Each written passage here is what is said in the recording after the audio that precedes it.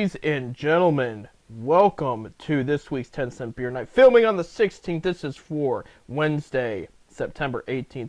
Here on FifthDimensionRadio.com, the official sports show, 10 Cent Beer Night, every Wednesday, 7:30 to 8:30 p.m. Eastern Time. Yeah, sorry, it's been a minute, but I'm glad to be back here at the Fifth Dimension Studios taping the show. And thank you, Bobs, for your patience with that. I'm Seth. I'm Bob. And we're going to kick things off with baseball because we're entering the second to last week of the season. Bob, I can't believe I'm saying that, but we are. Yeah, Here we are. I think we've got 12, 13 games left. We have 13. 13, Yeah. We have 13 because and I know this because the guards are off next Monday and the rest is baseball. So, yeah, so there's 13 games left. Playoff position is forming. I will tell you, while the guards haven't clinched, they have a 100% chance of making the playoffs, they're saying. So it's about done. I think they need at least win of the 12 game, win 3, and they're automatically in for the wild card spots. Right, for the wild card spot so there. I mean, Just clinch their spot in the playoffs there. So this is the situation with the guards. First of all, for this week's schedule, this is where it gets interesting, okay? The first 4 games of the week, the Minnesota Twins, but it's at home. That's the good news there. ESPN Plus picked up tonight's game, Monday the 16th. You can watch it there online. And MLB Network picked up Thursday's game, the 1 o'clock game. So that's some good national broadcast there. And then for the weekend series, they're at St. Louis. That is a series they realistically could sweep. Okay. St. Louis, I mean, I think St. Louis is pretty much out of it. And right. Well, no, they're not. We're going to get to that in a sec. But the interesting thing with that National League Central is anything is still up for grabs for everybody. I'm not even joking at this point. The thing is, though, not all these teams are up to par to what the Guardians have been playing for all season long. So I'm saying, I would say if they don't do at least 2 out of 3 in that St. Louis series, that's a major loss within itself. They should be able to go into St. Louis and win. And remember, it's always hard to win it on the road. I know, I get that, but St. Louis, it's not the same Cardinals as in the past. Now, if this was a few years ago, a decade ago, this would be a series to circle. But here we are. That's not the case here. But they are playing the Twins, are 6.5 games behind the Guardians here. And guess who's right behind the Twins? The Tigers there. They have a chance. Yeah, I mean, they're 77 and 73. If Cleveland could take 3 out of 4 and the Tigers can win their series, the Tigers be right there for that wild card spot. Absolutely. I mean, the AL Central became a very competitive, tough division. And we didn't think that this year. I mean, our original predictions, I know, Bob, you had the Twins in first, and I had the Tigers in a surprise at first. Now, they're not going to get first this year, but the fact they're still in this conversation, I wasn't too far off. We can still have 3 teams in the playoffs. Right. From our division. Absolutely, they could. And, I mean, there's a case with, this is if the Tigers win the vast majority of their games coming up. If they were to pull up the surprise, and let's say that Royals, Twins, and Tigers are just winning across the board, there is still a chance right now there's 4 that could possibly be in the playoffs there. Yeah. Because of the extra wild cards and everything that we hadn't had in the past. So here's the situation. We're only basically talking about the playoff positioning because that's all that matters right now. I mean, the rest, if you're not in the conversation, you're not in the conversation, period. So for the American League division leaders, Yankees 87-63, Guardians 86-64, and Houston Astros 81-68. Okay. So right now, Cleveland is the number 2 seed because of record. Right. But they still can be that number 1 seed. It's still up for grabs, yeah. And, first 2 seeds get a first round bye in the best of 3 series, the wild card series, the best of 3. Right. So Baltimore Orioles are in the first wild card spot, 84-66, a couple games behind the Yankees. Royals have the second wild card at 82-68, and you have Twins at 79-70. Tigers are right underneath. Right there. Yeah, and so are the Mariners. So same record, 2.5 games. So that's what I'm saying. It's like, all right, so how realistically could we see 4 teams in the American League Central? It would be tough, but the Royals, Twins, and Tigers would have to go on a tear, which would include Twins winning the series in Cleveland. We don't want to see that. We want to I see know. them in the division champion. And Orioles would have to dip. And I'm going to tell you, Orioles have been playing inconsistent. It's not been bad, but I mean, they kind of got, it's been a roller coaster for the Orioles where it's like, okay, started off really hot, dipped a little bit, not bad, started hot again, then had a really weird August, and now they're getting back up. But I mean, if they can't get it together this next 2 weeks, there is a realistic chance they could drop from it. So it's not out of the question. I wouldn't put a bet on it. Let's put it that way.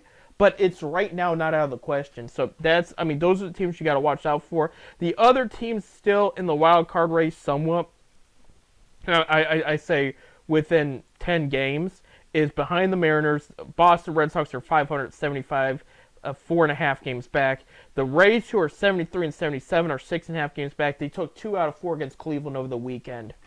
Blue Jays, believe it or not, been playing much better of late. They're 7.5 games back from the wild card spot, and their defending champion Rangers are 8.5 games back. That's the closest, but I just don't see anything past the Mariners getting one of these wild card spots right now. I think Tigers and Mariners definitely are in the conversation. Anything else we'll see, but Cleveland's only 4 games up against the Royals. That's something to consider too. I mean, you can clinch your spot, but then and we've seen that in the American League Central before. This was I can't even remember the year. I do apologize. Tigers led the American League all year round. The last week of the season, coughed up the division to the Twins. They still went to the playoffs. Actually, I think they went further than the Twins did in the playoffs that year. I know if the Guardians and the Royals would tie, the Royals got the tiebreaker. Right. Because the season series, they'd be 7-6.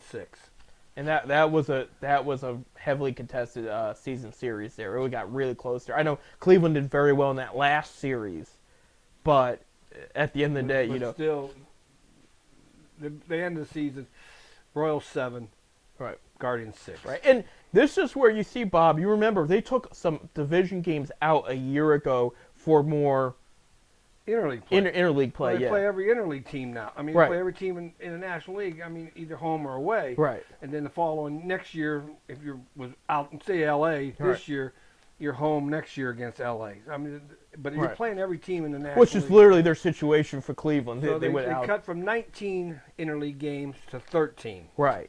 So.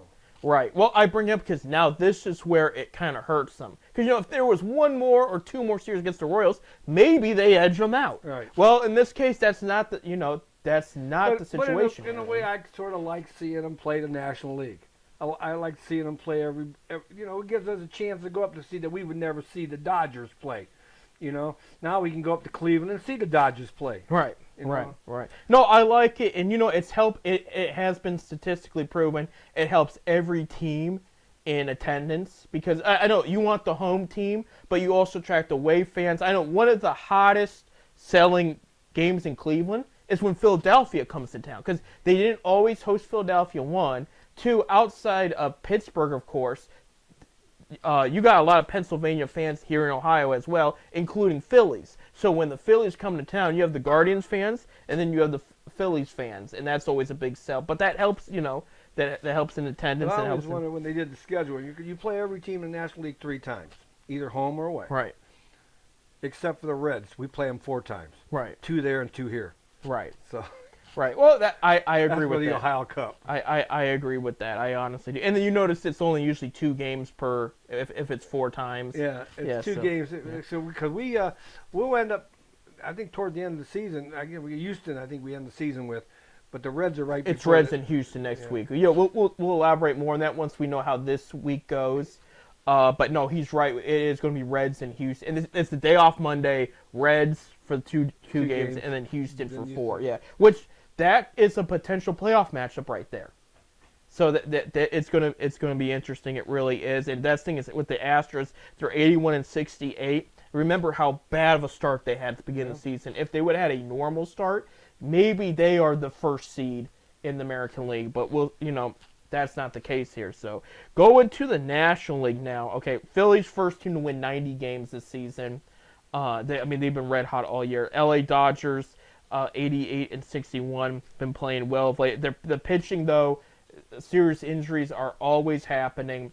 Tyler Glasnow's done for the season officially, and that's a blow because when he was at his best, he was lights out in LA, but not the case. Now they have, I guess, and some people are wondering if this is reaching a bit, but they're so desperate for pitching help. They asked Dave Roberts hypothetically. They've avoided the question all year: would Shohei Ohtani be able to pitch in the playoffs if he wanted to? And Dave said actually his arm's done so well up to this point in healing from the surgery and performing. He said don't rule it out. I can see it. Right. I can see it. And when Shohei, I mean, he might be the biggest threat at the plate. He's an ace on the mound.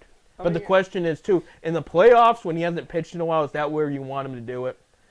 Every team's right now struggling with pitching. Every Right. team. I don't care if you're last place or first place, they're struggling with pitching. It's proven that with Tampa Bay, with Guardians, the last couple games, they've had bullpen guys start the game. Right. To pitch 2 innings at a time because they have no starting pitching. Why are these guys getting hurt so much like this now? Well, we've talked We've about talked the pitch. about this, and I still believe it's that pitch clock. I think it's very relevant to what's going on here. I mean, you're throwing it hard, and they are throwing harder these days than they've ever had in Major League Baseball history. And then you're asking them, you got to throw it again hard within this amount of time. They used to be able to take, and they wouldn't take forever. I mean, a couple more seconds, 10, 12 more seconds to rest that arm until the next pitch or decide what they want. Speeding up a game and jeopardizing these pitchers. Right. It, I want to see at the end of the season, when this is all said and done, I want to see also statistics for hit by pitches. Because we have a lot of pitchers got hit by. We had 2 of them just in Cleveland. Right. Not too long ago. Who was it? I think it was Lively got hit in the thigh. Was it Lively? No. Oh no, I'm talking about getting hit by a pitch. Because you don't have enough time to, and you have to get rid of it. It's your commands off. A lot more line drives come back at the pitcher. Right.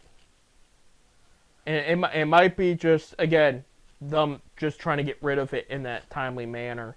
And I did see there was a bogus article that came out, a friend was showing me, and I forget who put it out there, but they were trying to say, oh, no, the pitch clock's fine because everybody in the minor leagues the past 10 years has dealt with it. People in high school have dealt with it, college. Well, no, it was there. The ump ignored it. We see that all the time with the Rubber Ducks game. Right. Now these days you don't, but we did back the past 10 years. I seen it last week when I was down there. Right. The pitch clock ran out, and the guy's still holding the ball on the mound. Right. And then he throws the ball. Nobody says nothing. Right. They don't like it down there. They don't like it down there either. It is there, but they don't use it. So that's why I said it's bogus, because it's like, okay, they grew up around it, but nobody used it, Baseball is the only game that does not need a clock. No, you have to throw it over the plate. We don't have a clock in baseball. Yeah. Going on more to the National League playoff leaders. Milwaukee Brewers 86-63 have played well all year, just like the Guards. They've owned the Central since the opening day till now. In the wild card, San Diego Padres 85-65. They've been played well of late. They really, really have. Last 10, 6-4. The Arizona Diamondbacks 83-66 are the second wild card spot. And I'm going to tell you something. We were just talking about the Dodgers. This could be bad for them because they historically do not do well against a division opponent in the playoffs. 2 years ago, San Diego upset them in the first round. Last year, Arizona, who did eventually go to the World Series, upsetted them in the first round. So if LA ends up with a division opponent in the first round, maybe we have the exact same situation again. And I mean, it's going to put pressure on Dave Roberts and the Dodgers for the near future. Your third wild card spot is the hottest team in the second half of the schedule, and that is the New York Mets. They have been playing so well. I mean, 81-68. They're trying to talk about Francisco Lindor in the MVP talks. He's not going to get it. His numbers are not close to times. But this is his best year as a Met. Last year was solid, but this is his best year. I mean, he became the third shortstop ever to have first shortstop ever to have 25 home runs and 25 stolen bases in 3 different seasons. A-Rod never did it. Jeter never did it. Francisco Lindor is the only one that's ever done that. Did you ever do it in Cleveland? Yes, 2018. Really? That was the first year. So, yeah, he's done it twice for the Mets now. Now, the National League wildcard spot is interesting. Here's why. The Braves, exact same record as the Mets. Mets, of course, have that tiebreaker somewhere. And so, Braves are 4th. Again, same record as the Mets. Cubs, who have been playing pretty good of late. They beat up the Dodgers last weekend, earlier in the week. 76 and 73. They're 5 games out. Cardinals, we were talking about, they're going to play Cleveland later this week. 74, 75, 7 games out. Cincinnati Reds, 9 games out. 73, 78. They're still in it for now. Yeah, but it's a long shot. It is. Giants, 9.5 games out. Pirates, 10 games out. But that whole National League Central is in the conversation as of now. I mean, if you would have told me that, because I had Cardinals rolling, I may have actually had the Reds. You had the Reds winning to win the division. Yeah. And I had them 3rd or 4th. Right, and I thought the Pirates would do a little bit better. But, it's a bright future for that Central Division. Everybody has had a moment or two in the season where they've looked very good. But, unfortunately, like I said, from Cardinals, Reds, and Pirates, they're under 500 as of now. But you look, the Brewers, who lost their manager to the Cubs, still playing better than they did last year, in my opinion. And then you have the Cubs still in the conversation right now, and they've had a very roller coaster season of ups and downs. So that is what you're looking for in the National League. So, I mean, there is still plenty of baseball action to go where things could get changed around for sure. I think, and I want your opinion too, Bob, for the locks, I think Yankees, Guardians, Astros, Orioles, and Royals will probably most likely be there when it's all said and done. And for the National League, I think Phillies, Dodgers, Brewers. And I'm going to say Padres, Diamondbacks, and Mets, that doesn't change. Because Braves are have had pitchers hurt too. You've brought that up with the Rays and everything. I really think the Braves are going to be there. You think the Braves in the are? Playoffs. I think they have played well of late. Matt Olson is having his best past couple weeks. He's had a slow season, and he's really, really starting to be the number 3 hitter they know he can be. They've had pitching problems. I mean, it's injuries. Injuries. I had him as the top rotation in the league. Yeah, I had them. If you remember right, I had them going all the way to the World Series. Right. And they got the team that can do it. Just they had a lot of injuries. I don't know if these guys are going to be back. Some of these guys are going to be back. But right. That's the question. But yeah. They probably got one of the best teams in all of baseball. Yeah, a very talented team. It's just field. been injuries, and then on top of that, you don't have Ronald Acuna, and Harris Jr.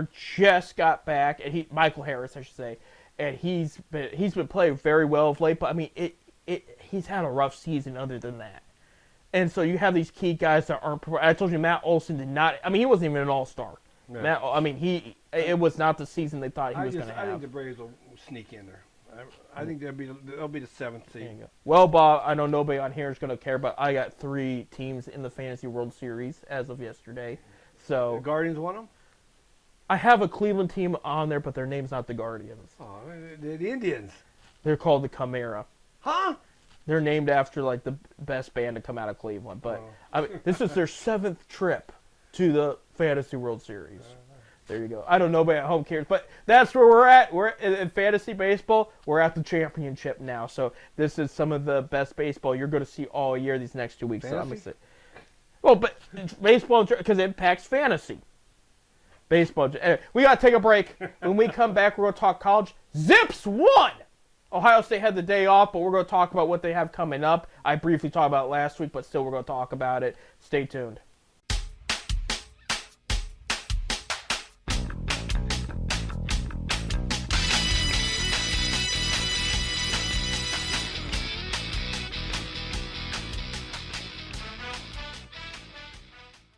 Welcome back to 10 Cent Beer Night here on FifthDimensionRadio.com. I'm Seth. I'm Robert. All right, Robert. Well, we got to talk some college football now. Here are your games upcoming for the top 25 teams, the ranked teams first. Friday night, we're going to have number 24 Illinois take on number 22 Nebraska. So we got We got a good Big Ten top 25 matchup right there.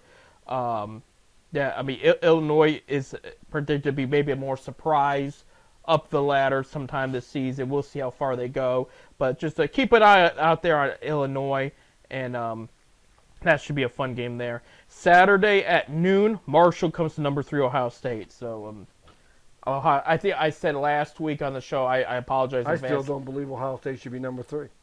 I'll be honest with you. I think I thought I said I think Marshall they were supposed to play Marshall this past weekend. No, Ohio State had the week off.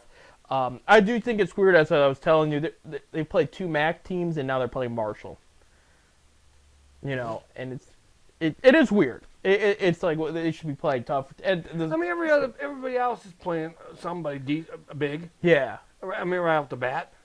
and Ohio State will. They will, but when, yeah, I mean, Akron went down there and got beat, but they didn't lose. They won. yeah, money, but Money wise, $1 million. Give me $1.9 million. I think it was $3 million. I'll take a Pee Wee team down there to play them. Yeah, You know, $1.9 million. They got $1.9 million to go down and get their butts beat. Anyway, that's on Fox there. Fox also has the Friday night game. Noon on ABC, North Carolina State plays number 21 Clemson. That should be an interesting one because it's the 2 North Carolina teams going at it, and sometimes that in-state rivalry does pretty well. 2 p.m. on ESPN Plus, Arkansas State will play number 20 Iowa State. Arkansas State only lost to Michigan by 10 over the weekend. So, I mean, don't write off Arkansas State against Illinois State here. On ESPN2 at 3:30 p.m., Georgia Tech will take on number 19 Louisville.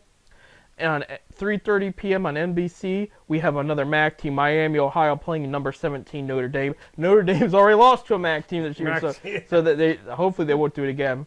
3:30 p.m. on the Big Ten Network, Kent State at number 10 Penn State. That's going to be a blowout. Kent lost 70. I think it was 78-0. 78-0 to Tennessee. Kent's just trying to get that money right now. That's all it is. It's money. Right. Jeopardize these kids' health to make a couple $1 million. 3:30 p.m. on ABC, newly added Big Ten team UCLA will take on number 16 LSU. LSU barely beat South Carolina last weekend. That was probably the best game of the weekend in my opinion.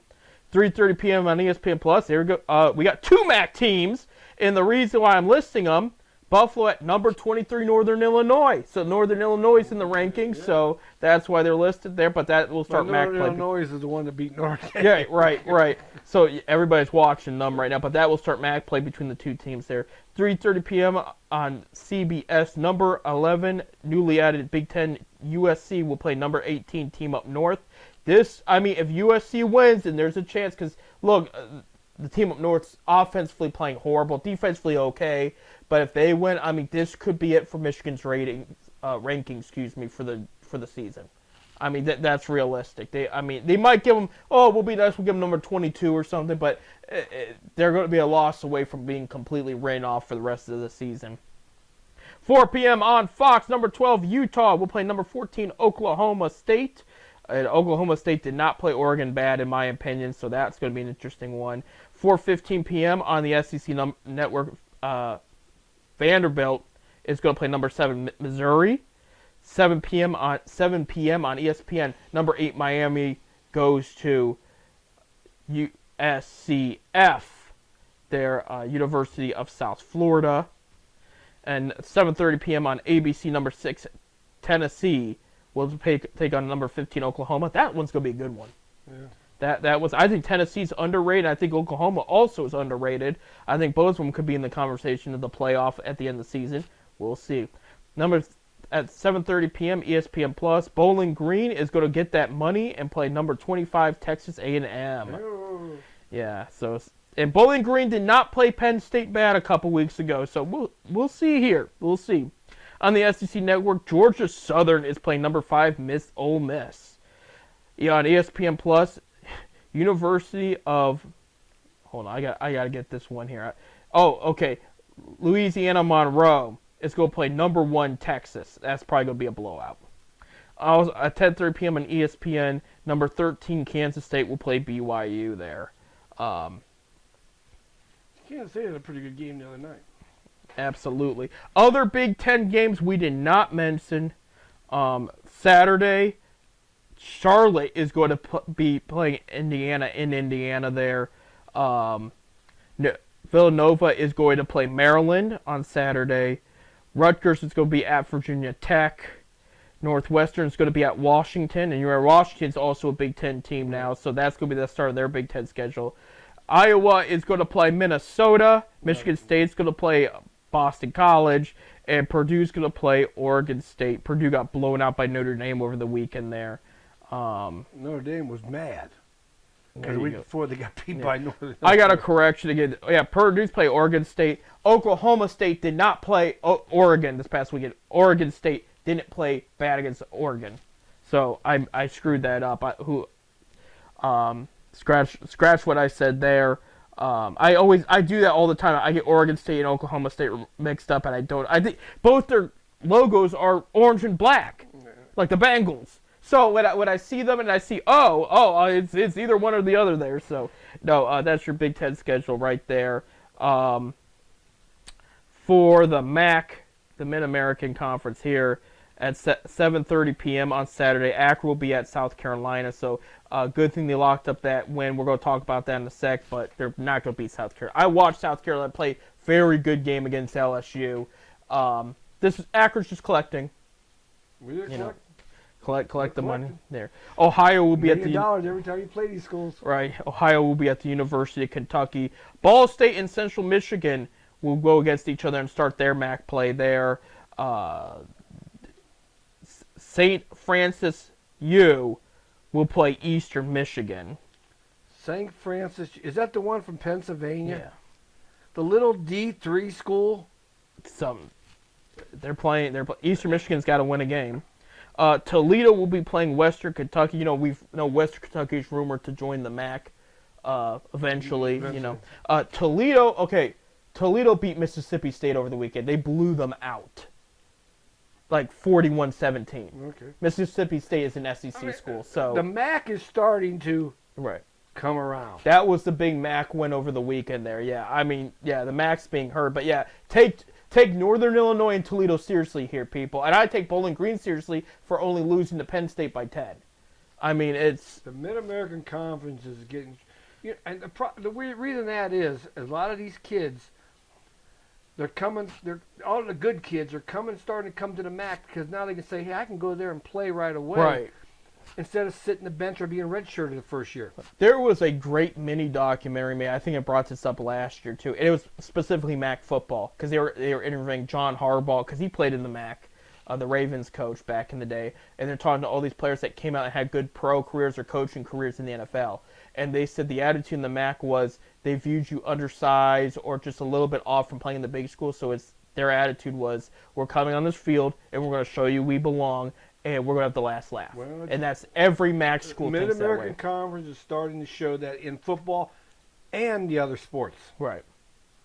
So Mid-American exception Kent State and Eastern Michigan, but that's besides the point. I'll give Akron a little bit of you're getting it because flexibility. You're biased. I'm biased, and they won. We're going to talk about the win here. They beat Colgate at home over the weekend.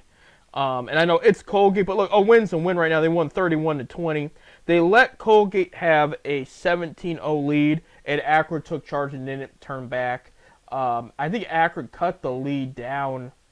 Let me see.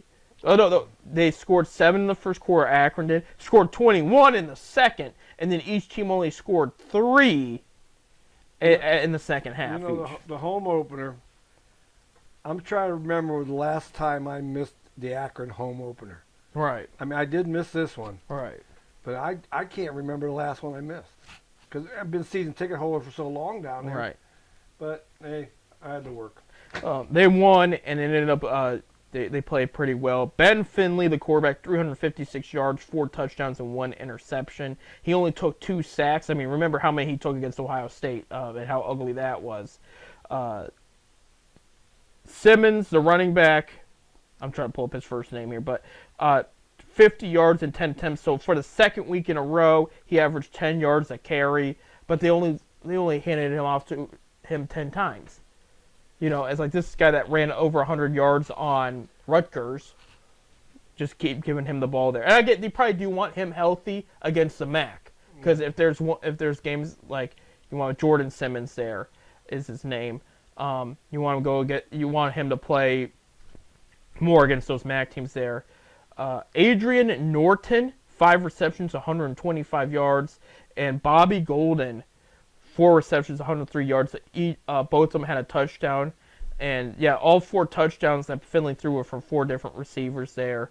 I was going to see if there was any defensive big plays, but I mean they had 1 interception against the quarterback of Colgate, but other than that, played well. They won. That's what matters right now, and they won by a good margin. But they got to take the South Carolina game. Try, do your best. And you know what? Here's the thing too: is South Carolina. They have an injured quarterback. They have a quarterback in there right now. Okay arm, better on his feet. That's what made it tough against LSU. If they had their normal quarterback, maybe they beat LSU. I mean, the game was good. But I bring it up because, look, at this time last year, they went on to play Indiana, which was their third big school they were going to play, and they almost walked away and won. So if Akron were to find somehow, some way to beat South Carolina, and I'm not banking on it, but to take the momentum from this win and take it to South Carolina. I mean, either way, they get paid to play them. The program pays off the whole athletic department to these games. Goes to the athletic for all the teams, the ones that don't make any money per se. Right. It covers that too. It covers that. But sometimes I wonder: is it worth playing these bigger schools? I mean, you're jeopardizing kids' health. But they need the chance. Don't get me wrong. I understand the fact you want to play these big schools, and if you get knocked one off, hey, we can do this. We can. But year in year out, how many injuries do we see these kids come off the field after playing the Ohio States or the Michigans? We see a lot of it. Right. They're done for the year, or they're going to be sitting out 4 or 5 games, or Here's the issue. I see where you're coming from.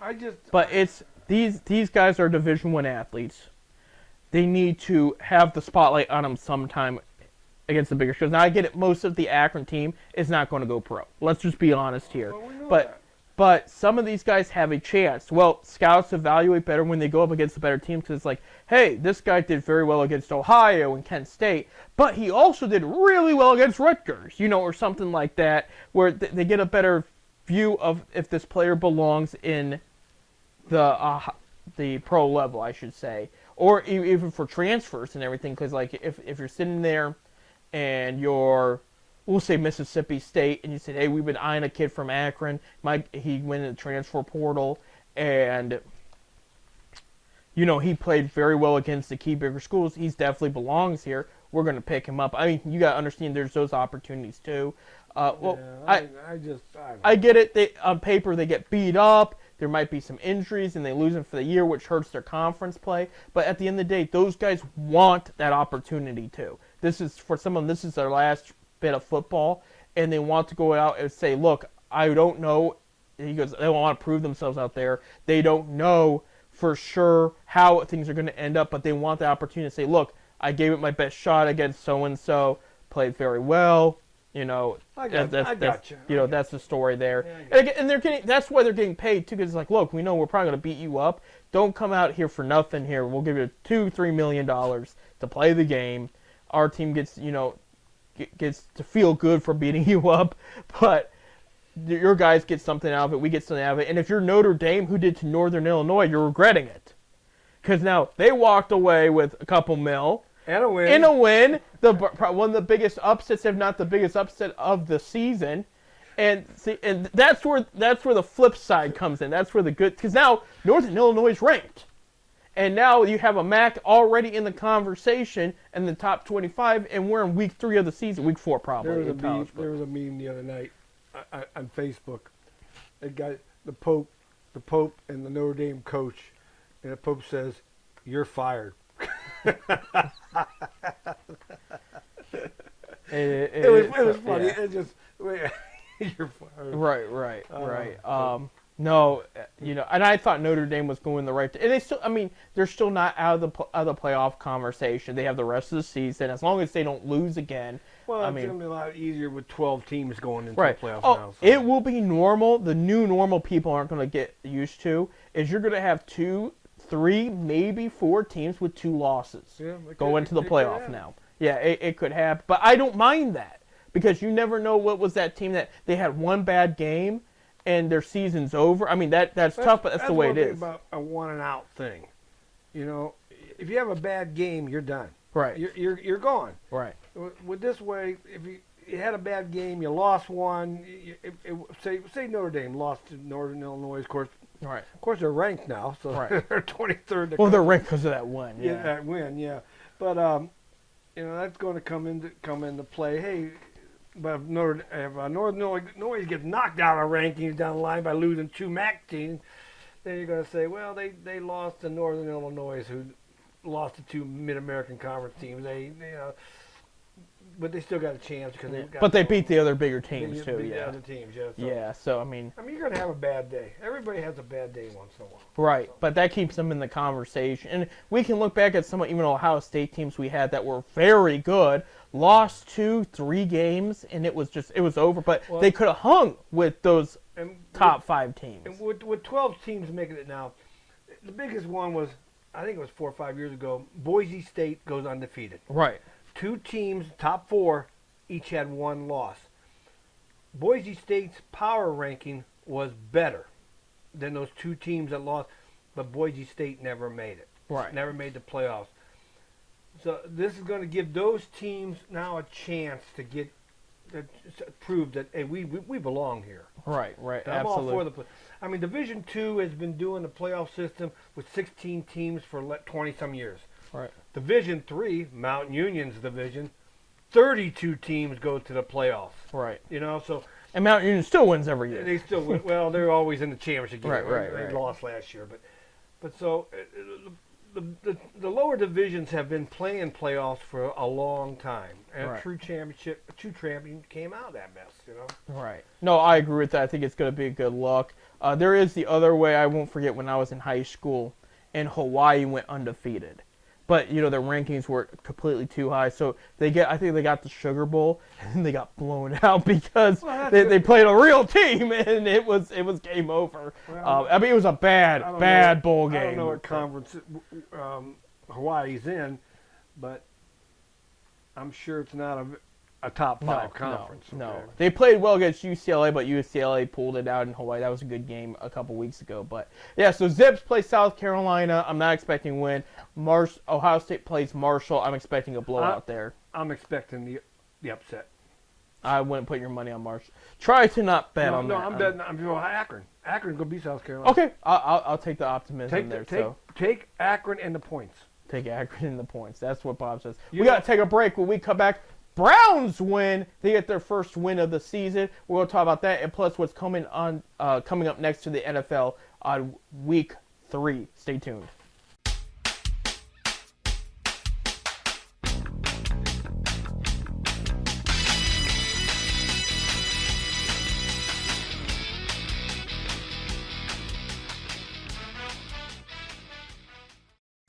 And welcome back to 10 Cent Beer Night here on Fifth Dimension Rare.com with Bob. And Bob. And yeah, Bob. Yeah, thank you, producer Bob, for everything you do. And Seth. And Seth. But you don't have to thank Metal. me. They're not going to remember that at all, but that's besides the point. I remember it. Yeah, if I remember it, they'll remember it. I doubt that, but that's okay. I appreciate your enthusiasm. But I am enthused. I am enthused because we got our first Browns win over the weekend here. Browns go into... Here we go, Brownies. Here we go. Browns go into Jacksonville, and they win 18-13. A lot had happened here. We'll start with Deshaun Watson with all the noise that was made over the weekend. Played very solid. He had a lot of drop. There was a lot of rain over in Jackson. I mean, it poured.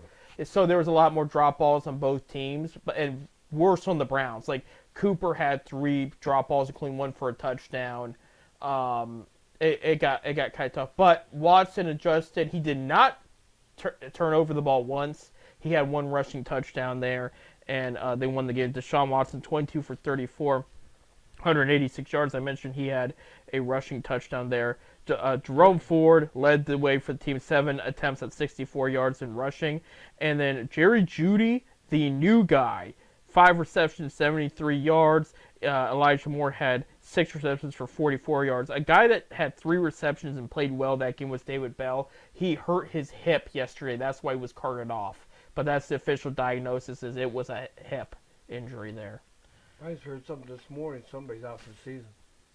They probably are. We'll pull that up here in a sec here. Trevor Lawrence against the Browns, 14 for 30, 220 yards passing.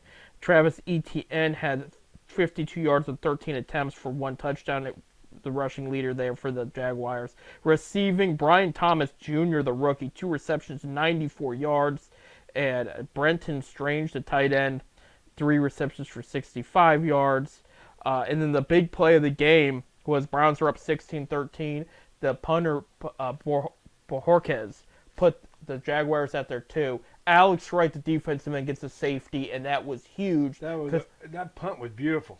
Punt was beautiful. And it was just big because, at the time, Jaguars could get a field goal tie or a touchdown to lead. Well, now it forced them into touchdown trying to get in the end zone, and they were unsuccessful in that last drive there. Do you know anything about this punter we got? Yeah, we've had him for a couple of Somebody years. said he played football in Mexico, for college in Mexico.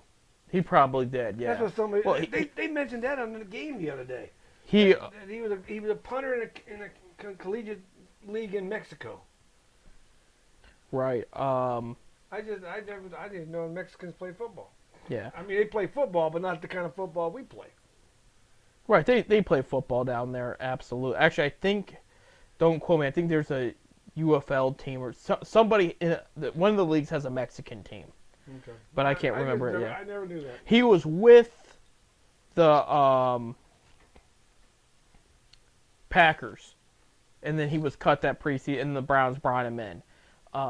David Bell, he's out for the. You're right, he's out for the season with a broken hip, dislocated hip. I guess there. he's supposed to have surgery today. And it's tough because this is the guy, he got cut. Like, he came back to the team, but he was a 3rd-round pick. They cut him week 1, put him on the practice squad, signed him off the practice squad for week 2, starts playing. Because I think he's a solid wide receiver. I was kind of upset they cut him because he belongs in that whole room. They should have everybody they have in that current room.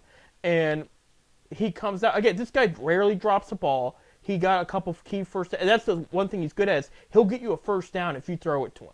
If you're at 3rd or 4th down and you need a first down, he's one of the best receivers in that room to get the ball to because he holds on to it. He catches the ball, and yeah, he'll undergo surgery, and just that will be it for this season. Yeah. So Tough loss. yeah, it is. It is tough, and I feel bad for him. Like I said, good player there. So with Cleveland there, they win though, and they're coming back home. We'll talk about that in a sec. But that was a good win because Jacksonville's considered a playoff caliber team. You go in Jacksonville, their first home game of the season, and you beat them. It was a debut of the quote unquote Trevor Banks Stadium. It was like the 8th or 9th loss out of 10 since last year in Jacksonville. You're right. Yeah, they've been struggling. They were in prime playoff position middle of last year and fell apart, including losing to Cleveland and Cleveland. But Browns got Jacksonville's number at the end of the day. I told a friend yesterday, I said, they are to the Browns as the Washington Wizards is to the Cavaliers. It's just that team that they find a way to win every time. It's the way it is there. But that was a good win by the Browns there. In the division yesterday, Ravens get upsetted by the Raiders at home and fall to 0-2.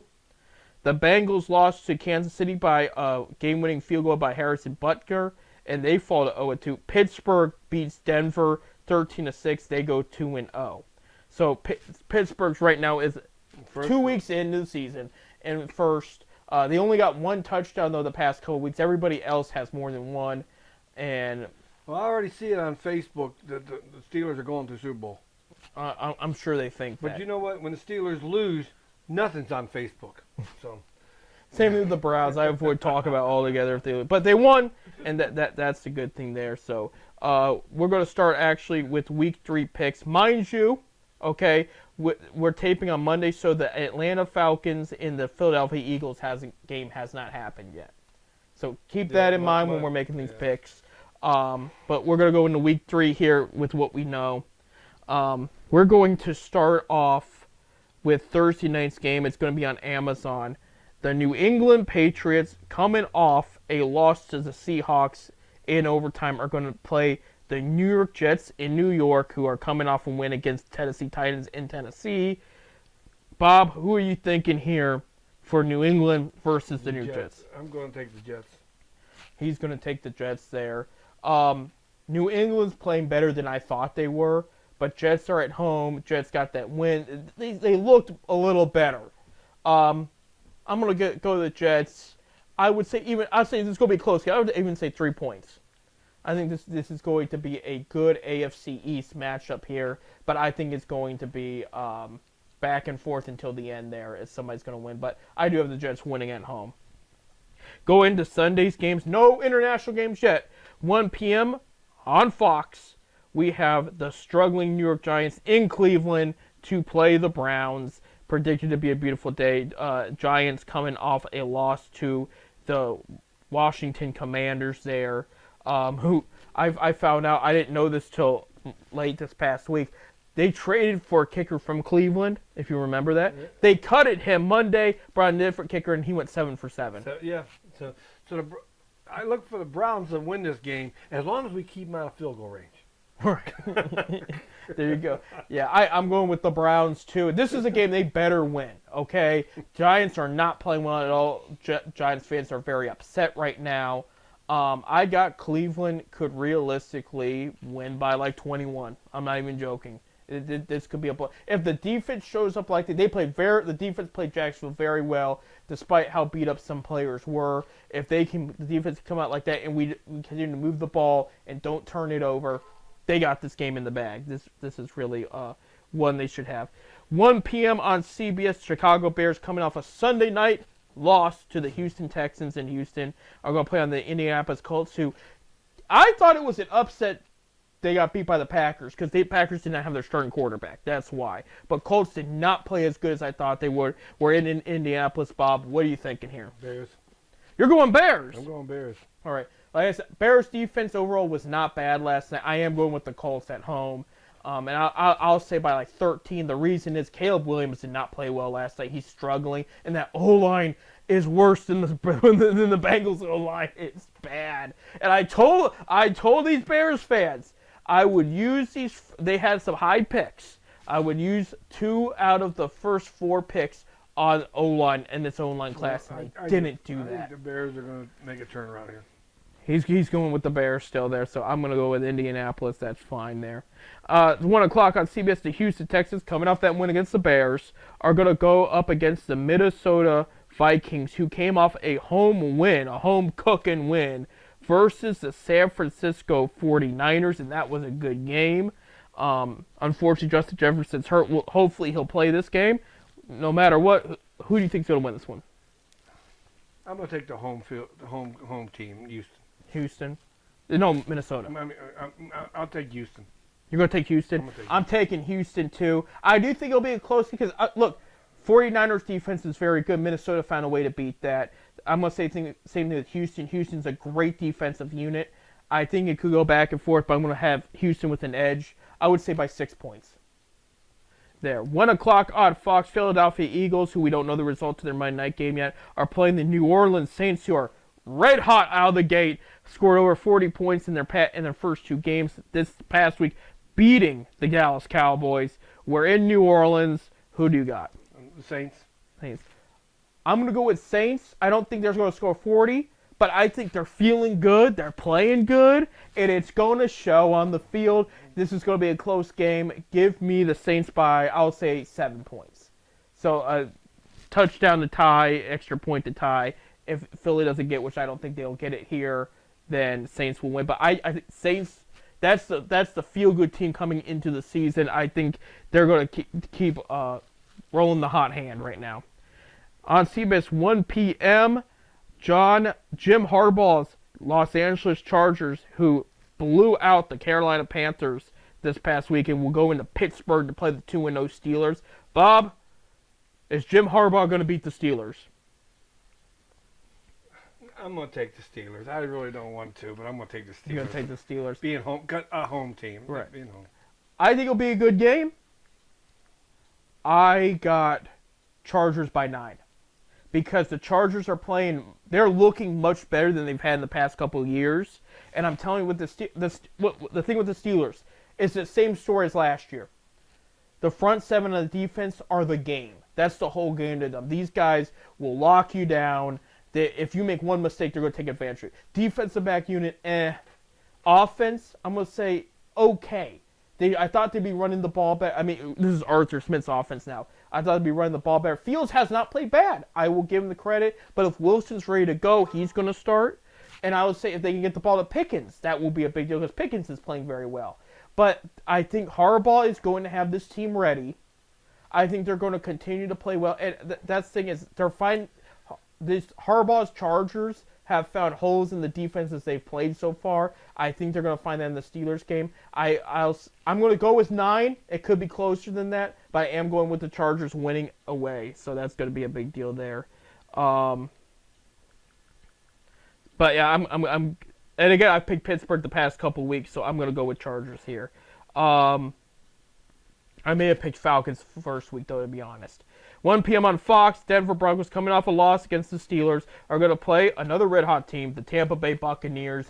Baker Mayfield led the way and beat the Detroit Lions. Bob, who do you got in Tampa? The Bucks.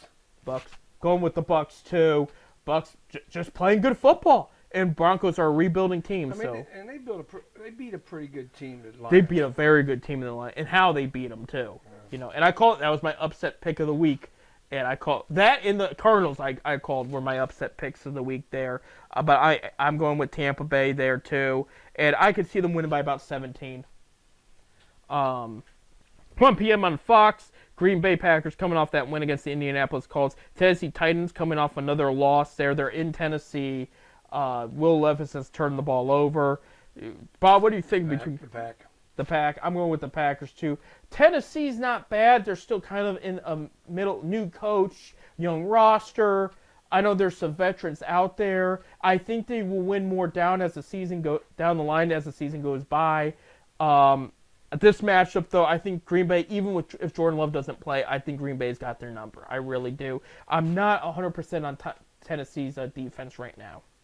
4 o'clock games, 4:05 p.m. CBS. Carolina Panthers are 0-2. Just announced they have benched first overall pick Bryce Young for Andy Dalton.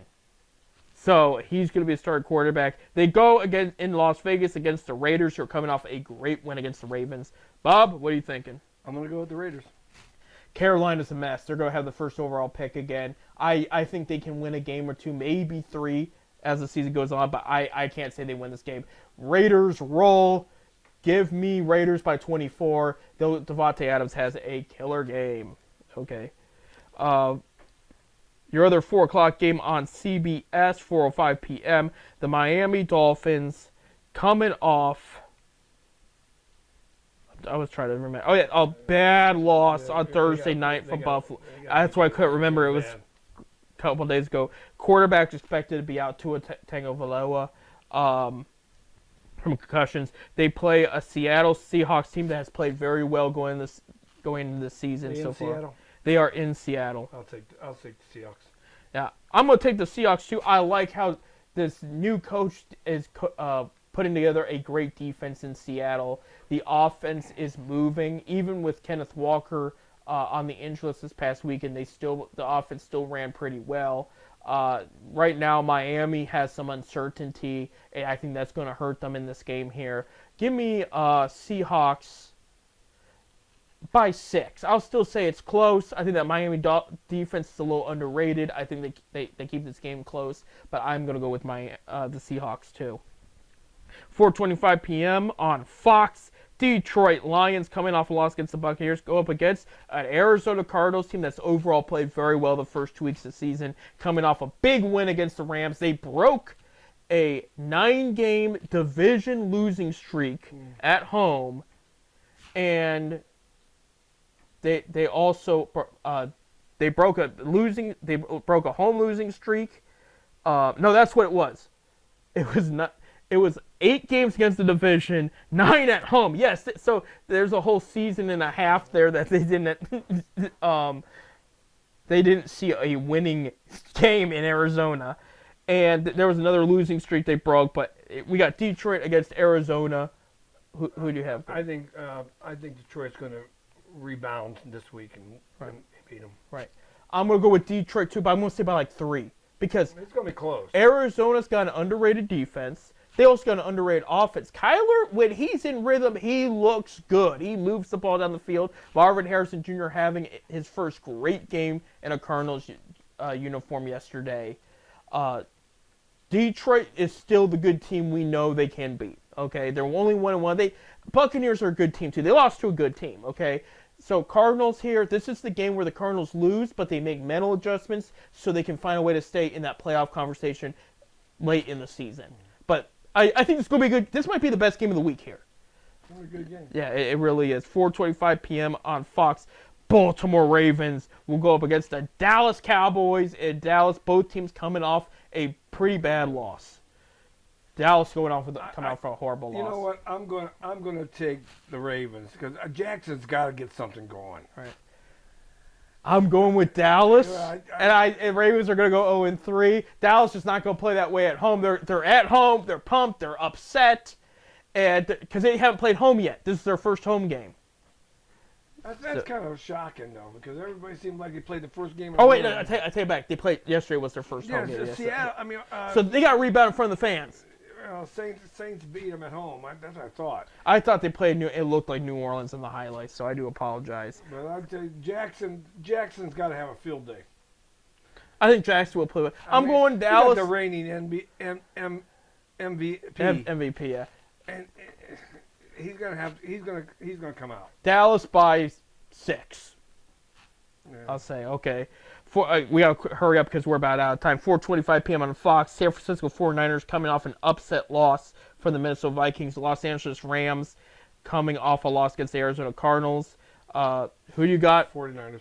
I'm going to 49ers too. They're in LA, but you know the Niners fans are going to show up to that game, and I think this is a rebuilding year for the Rams. This is where you're going to see Matt Stafford on the downhill of his career, and they're going to start working on a rebuild because that Rams defense is not what it used to be either. I'm going Niners. No, we got 3 more. Sunday night NBC, Kansas City Chiefs coming off a win against the Bengals. Atlanta Falcons coming off a loss. No, they haven't played yet on Monday night. Monday night, yeah. We're in Atlanta. Who's going to win? I'll go with the Chiefs. I'm going with the Chiefs too. They come out, they play better.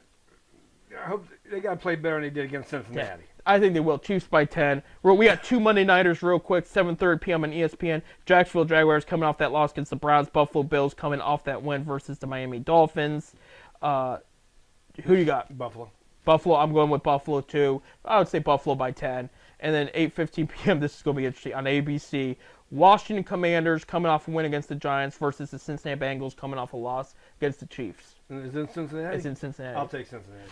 Bengals win their first game. They're going to beat up on Washington by, I will even say 20 points. I think it's going to be a bigger win and a bad game for Washington. Hey, that's going to do it for us today. We ran a little bit over, but thank you guys for listening. Seriously, when we come back next week, we'll talk about Guardians and playoff positioning. We'll talk about what the Zips did against South Carolina, what Ohio State did against Marshall, and what the Browns did against the New York Giants. That's it, everybody. We'll wrap up. We'll be back next Wednesday. Until then, go Browns. Have a great week, everybody.